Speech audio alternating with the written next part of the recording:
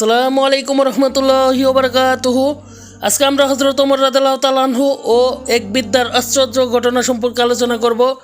গত পর্বে আমরা হযরত ওমর রাদিয়াল্লাহু তাআলা আনহু এর হিজরত ও ফারুক উপাধি সম্পর্কে আলোচনা করেছি। যারা ভিডিওটি দেখেননি দেখে আসতে পারেন। এক শীতের রাতে ওমর তার নিয়মিত টহল দিচ্ছিলেন মদিনার পথে পথে। তখন তিনি বাচ্চাদের কান্নার আওয়াজ শুনতে পেলেন। শব্দ অনুসরণ করে কারণ খুঁজতে গেলেন। তিনি দেখলেন একজন বিধবার চারপাশ ঘিরে কয়েকটি বাচ্চা কাঁদছে। কারণ জিজ্ঞাসা করতেই মহিলাটি বললেন যে ক্ষুধার জ্বালায় তারা কাঁদছে। চুলায় তখন হাঁড়িতে কি যেন টকবক করে ফুটছিল। ওমর জিজ্ঞাসা করলেন, চুলার উপর হাঁড়িটিতে কি আছে? মহিলাটি উত্তর দিলেন যে ওতে কয়েকটি নুড়ি পাথর ছাড়া আর কিছুই নেই। বাচ্চাদের এভাবে ভুলিয়ে রাখা হচ্ছে যতক্ষণ না তারা ঘুমিয়ে যায়।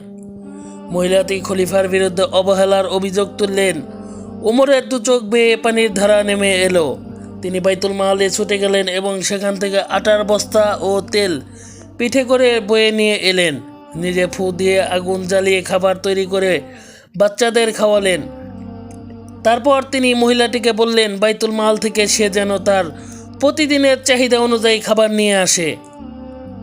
তার খিলাফতের এলাকায় কোথায় কার কী অবস্থা তার সব কিছু জানার কথা নয় তবু তিনি নিজেকে জনগণের জন্য দায়িত্বশীল মনে করতেন এবং আল্লাহর কাছে এজন্য জবাবদিহি করতে হবে সে ভয় করতেন। কয়েকজন কৃতদাস একটি উট চুরি করতে গিয়ে ধরা পড়েছিল। খলিফা দেখলেন লোকগুলো একেবারেই হাড্ডিসার। তিনি বুঝলেন যে ক্ষুধার তাড়নায় তারা চুরি করেছে।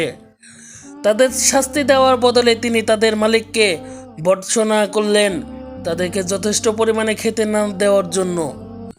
তারপর তিনি কৃতদাসদের মালিকদের চুরি যাওয়া উটের মালিককে ক্ষতিপূরণ দেওয়ার আদেশ দিলেন আর কৃতদাসদের সতর্ক করে দিলেন যে তারা যেন আর চুরি না করে।